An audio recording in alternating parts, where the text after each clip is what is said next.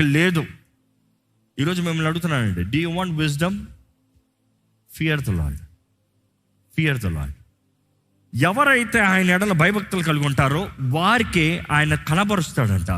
దేవుని వాక్యం చూస్తానండి, దేవుని అగ్ని, దేవుని సన్నిధి, దేవుడు, భయం ఉండాలి.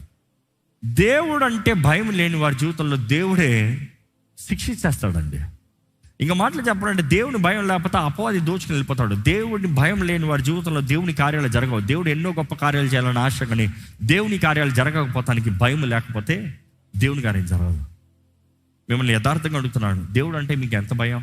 దేవుడు అంటే భయం ఉన్నవారు ఇంకొకరితో దేవుని ముందు ఎలా ఉండాలో చెప్పించుకోవాల్సిన అవసరం లేదు.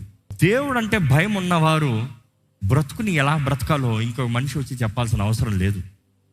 దేవుడు అంటే భయం ఉన్నవారు ప్రార్థన చెయ్యి అని చెప్పించుకోవాల్సిన అవసరం లేదు.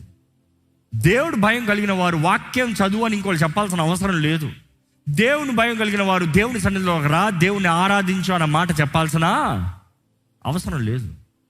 దేవుడు అన్న భయం అన్నప్పుడు మరలా దేవుడు అంటే గౌరవం, భయం అంటే భీతి కాదు. ఈ రోజుల్లో దేవుని భయం గురించి మనం వినడం చాలా తక్కువ. దేవుని భయం కనబడతలే. దేవుని కొరకు ఏది చేసినా భయభక్తులతో చేయాలంటాం. దేవుని కొరకు ఏది చేసినా భయం ఉండాలి. The reverence towards God. దేవుడు ఉన్నాడు, దేవునికి చేస్తున్నాము,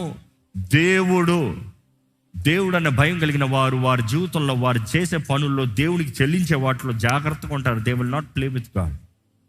మనుషులకి తెలియదు, దేవునికి అన్నీ తెలుసు. మనుషులు చూడడేమో అన్నీ, దేవుడు అన్నీ చూస్తున్నాడు.